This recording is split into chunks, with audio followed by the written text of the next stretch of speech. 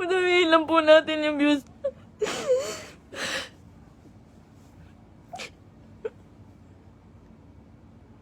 Pinasalita na po ako. Pipilitin ko pong isa-isahin. Pipilitin ko kahit gano'ng katagal tong live na to. Iisa-istain ko po ang panggagago sa akin ni Merc. Ni Christian Merc Gray.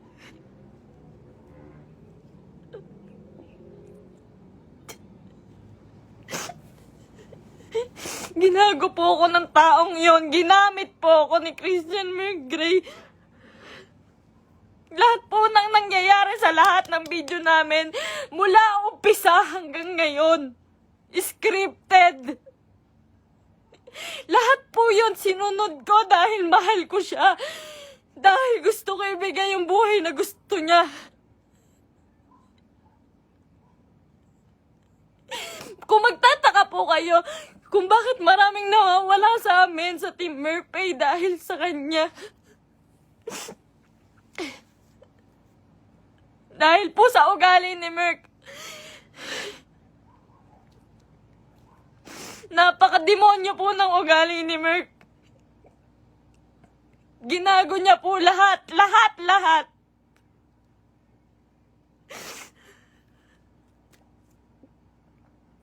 Ito po. Ito na. Umpisa ko na po.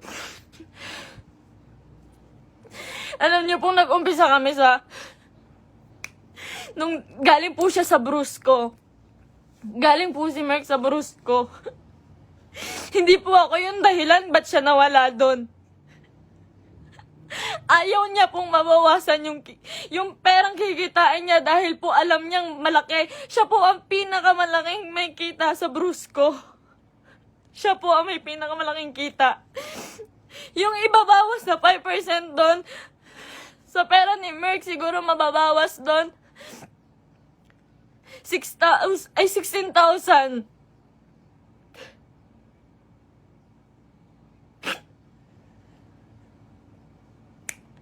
Lahat po ng kaibigan niya, ginamit niya.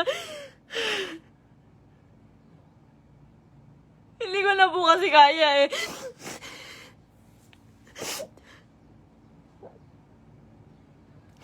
Sobra po yung ginawa ni Merc. Sobra. Hindi ko na po kaya. Pasensya na po kayo.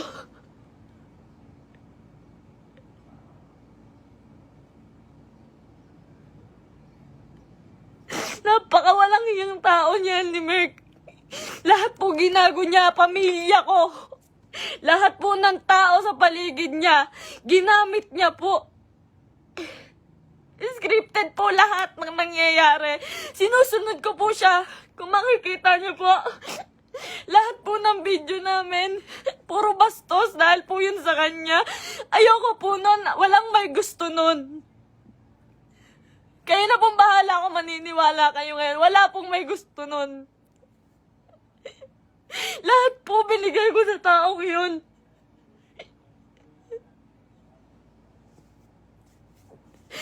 Lahat po ng panggagamit sa katawan ko, lahat po ng pagpapakita ng kung ano sa katawan ko, siya po ang may gusto nun. Nagagalit po siya pag aayaw ako. Ang sasabihin niya, para sa atin to. Para sa atin to. Pero hindi ko naramdaman dahil po, napakalaki po ng kinikita ni Merc. Wala po siyang binibigay sa akin.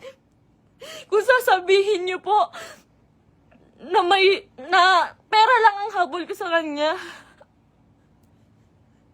Kung makikita niyo po yung bahay namin, hindi niya po napagawa yun. Hindi niya po pinagawa yung bahay namin, uunahin niya pa po yung iba. Sa laki ng kinikita ni Merc, sa milyon ang kinikita niya sa isang buwan, 5,000 lang po ang binibigay sa akin yan, pati kay mama. Sa magulang ko po, 5,000 lang po, isusumbat niya pa. Mumurahin niya yung magulang ko.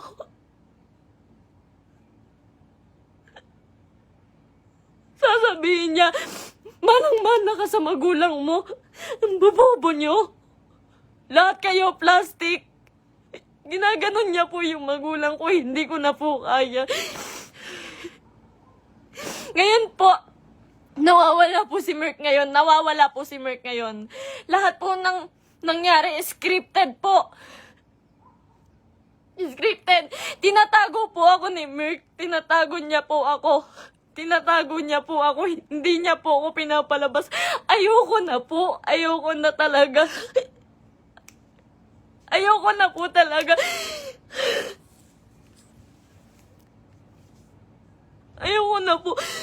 Ang ginagawa niya lang po. Nandito po ako ngayon kasi nawawala po si Merk.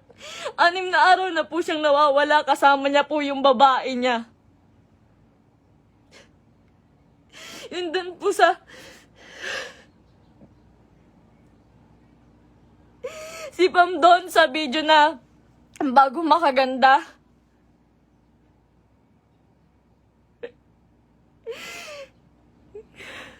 Huwag niya po sisihin yung kambal doon, si Chen Chen tsaka si Tantan. Yung Centeno twins po, huwag niyo po silang sisihin doon. Dahil utos po ni Merk lahat yun. Ako po, hindi ko na po kaya si Merk. Demonyo na po yung utak niya. Sobrang bukang pera. Sobrang bukang pera ni Merk. Lahat ng tao ginagago niya.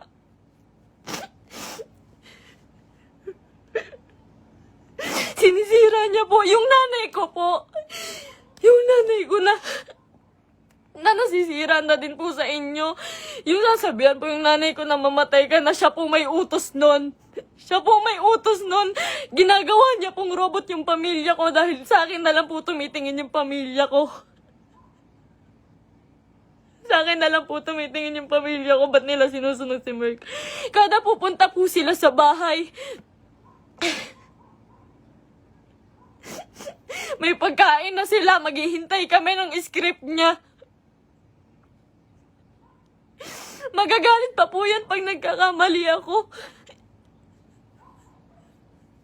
Pag may mali po ako nasasabi, pag kailangan ulitin ng video, magagalit pa po yun. Lahat po ng video namin, scripted. Dahil po sa kanya. Sobrang abusado. May babae po si Merk ngayon. Yung babae nga, yung Pam po.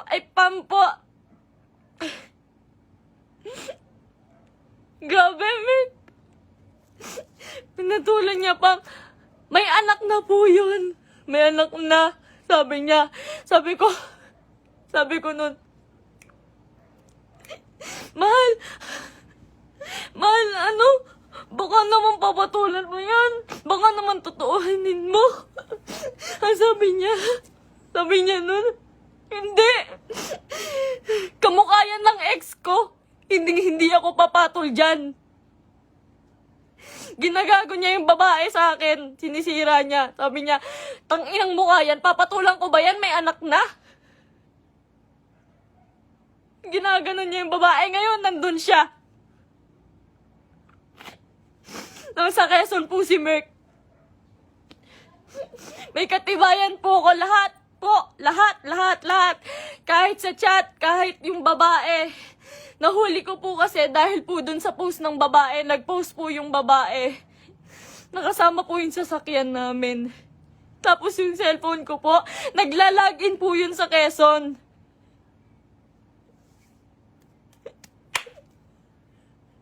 Lahat po ginawa ko kay Merk. Pasensya na po kayo. Ako po mismo humihingi ng pasensya dahil po kinonsinti ko siya. Mahal ko lang po talaga. Ngayon lang ako natauhan. Sobrang dami kong kaibigang nilayuan. Pamilya dahil ayaw nila ng video namin ni Merk.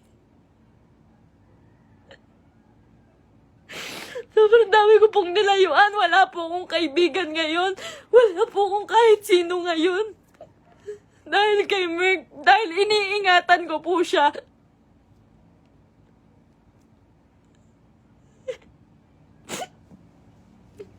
Kaya totoo po yung sinasabi niya, scripted lahat sa amin. Scripted lahat ng buhay na binigay sa akin ni Merk. Lahat po ng pera niya sa kanya lang po. Sa laki po ng pera niya, nagkakautang pa po siya. Sobrang sama, sobrang samang tao. Ultimo shampoo namin, sabon namin, ako pa bumibili. Grabe po, pambabastos sa akin ni Merk. Hindi niya po ako nirespeto.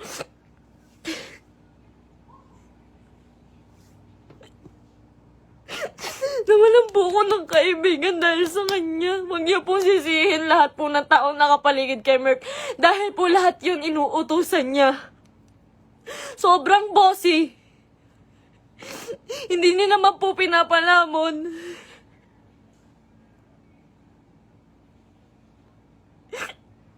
Hindi ko po expect na darating po talaga to. So, ilang beses na rin po ako niloko ni Merk about sa babae. Nung una, pumatol siya sa kaibigan ko. Pangalawa, pumatol siya sa pan. Pasensya na po kayo. Kasi alam ko po, scripted po yun eh. Pasensya na po kayo. Ako na po humihingi ng pasensya sa inyo. Ginawa ko lang po yun kasi sobra po akong nagmahal.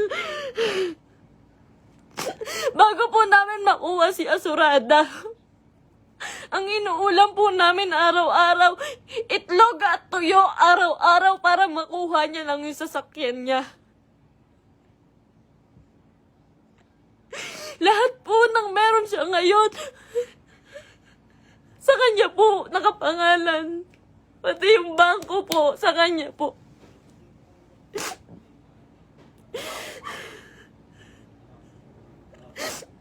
Paghihingi po ako sa kanya, hindi po yun magbibigay.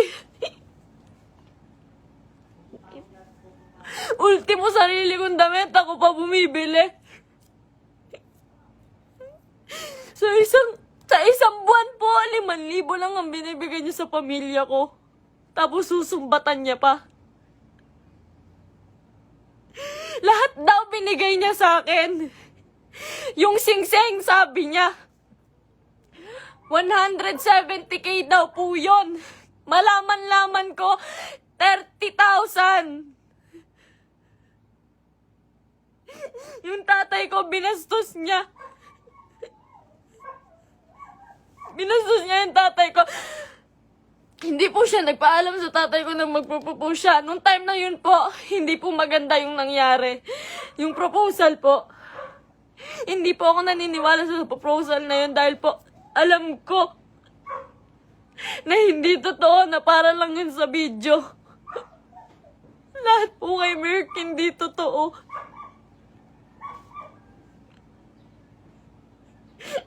Yung buhay niya, yung pagkatao niya, yung buhay na binigay niya sa akin, hindi po yun totoo.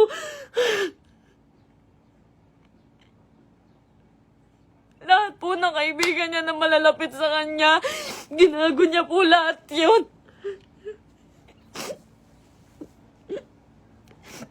May nakakita po sa kanila dito sa Naik. Flex niya pa po pala yung babae kahit kanino. Pinakilala niya pa kung kani-kanino dito sa Naik. Sa mga taong malapit sa akin. Hindi niya alam.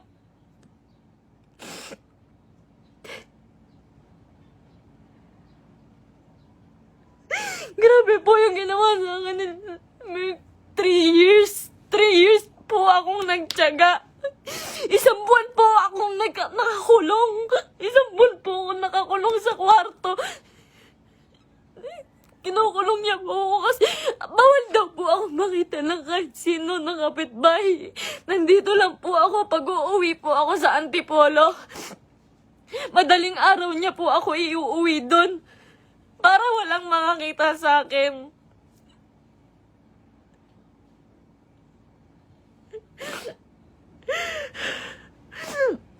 Lahat po Lahat po ngayon suko na kay Merk. Nung isang araw po, nasa ospital ako. Kasi nagtake po ako ng anxiety. Sobrang depressed na po. Sobrang depressed na po. Hindi niya alam yun. Hindi niya alam na naghahanap ako sa kanya. Kahit saan naghahanap po ako. Naghahanap ko siya eh. Kasi mahal ko po siya eh.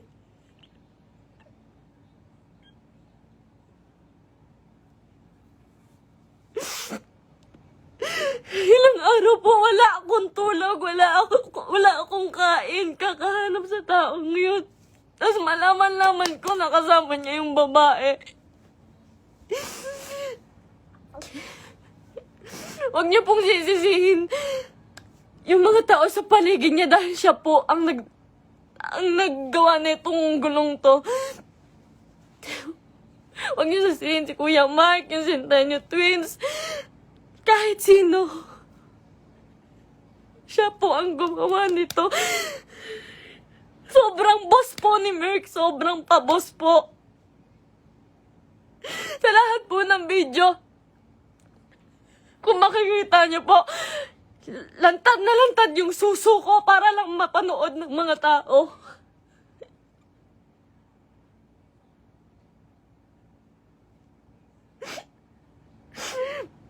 Para lang panoorin niyo, para lang magkapera siya.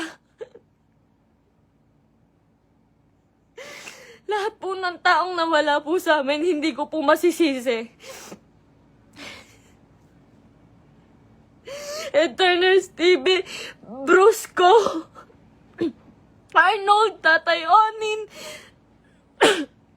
Marami pa pong nawala sa aming mga kaibigan dahil po sa kanya. Dahil hindi po nila kaya. Hindi po nila kinakaya si Merk. Nagmahal lang po ako. Pasensya na po. Pag mag-short film po kami, magkamali lang po ako ng unti. Nangina naman mahal, galingan mo naman. Pati po pagkapahulog ko po sa hagdan, hindi po yun totoo. Ang sakit po ng katawan ko nun pagtapos. Ginawa ko yun sa kanya nung nagpakahulog ako sa hagdan.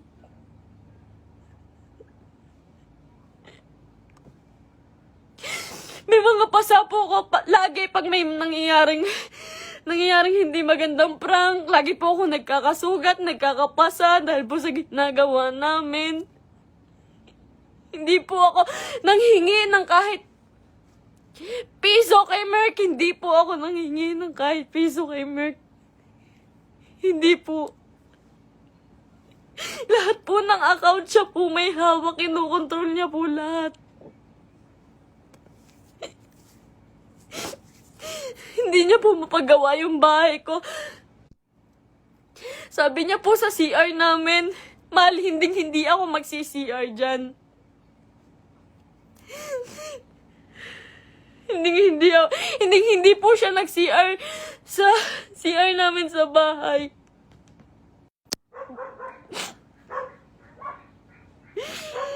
Pero hindi niya po yun mapagawa. Tinitiis niya po yun. Kayo na pong bahala kahit hindi na po kayo maniwala. Hindi ko po kayo masisisi. Kasi lahat ng ginawa ni Merk, hindi totoo yun. Wala nang totoo kay Merk. Mahal na mahal ko yun. Ang dami kong ginawa para sa kanya. Alam po yan ang mga totoong kaibigan namin. Alam po nila kung gaano ako nagsasakripisyo araw-araw. Napakarami niya pong pera, pero ang dami niya rin pong utang. Hindi ko na po alam kung saan niya pinupunta yung mga pera. Kung makikita niyo naman po kasi sa mga video namin, wala po talaga akong hawak na may mga pangalan na damit, may pangalan na sapatos. Lahat po yun ako lang po. Uutang pa po ako sa ibang tao, magkapera lang. lagi po akong umuutang sa ibang tao, magkapera lang.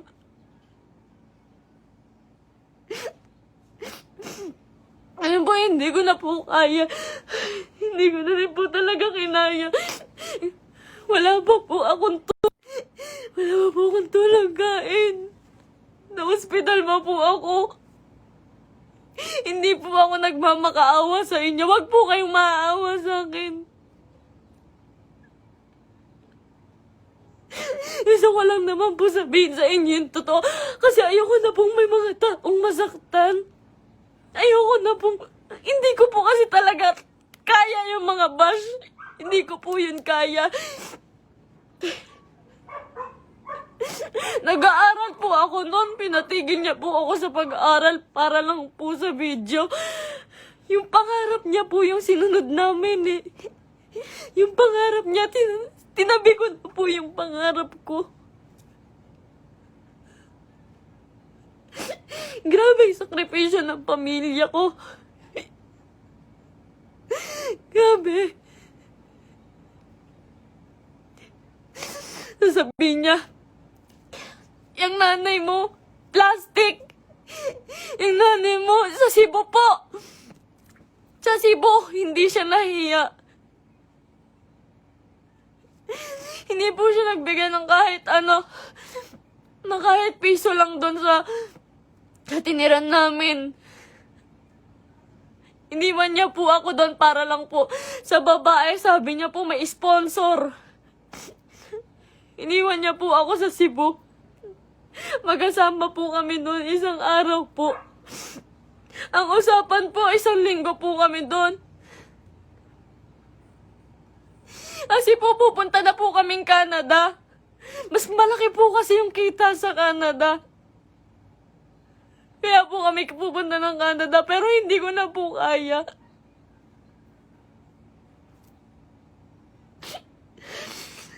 Ganito, ngayon, fiancé niya pa lang po ako, pero grabe na po yung ginagawa niya sa akin. Sobrang mukhang pera ni Merk.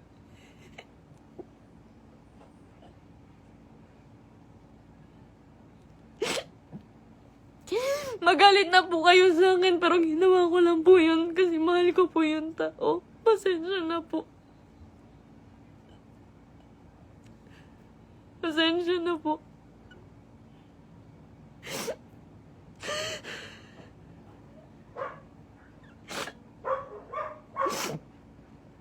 Ngayon po, wala pa rin po si Merk. 6 na araw na po siyang nawawala. Pinabayaan niya po ako mag-isa nang walang pera. Wala po akong hawak na pera. Pinabayaan niya po ako. Iniwan niya po ako. Ang dami ko na pong utang ngayon kasi po wala akong hawak na pera. Tapos hahanapin ko siya.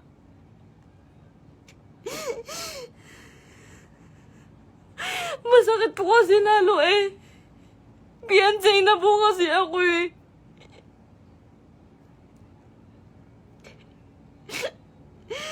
Sobrang pasensya na po sa inyong lahat. Sobrang pasensya na po. Mahal ko lang po yung tao. Pero ngayon po suko na po ako. Pagod na po ako. Pagod na ako.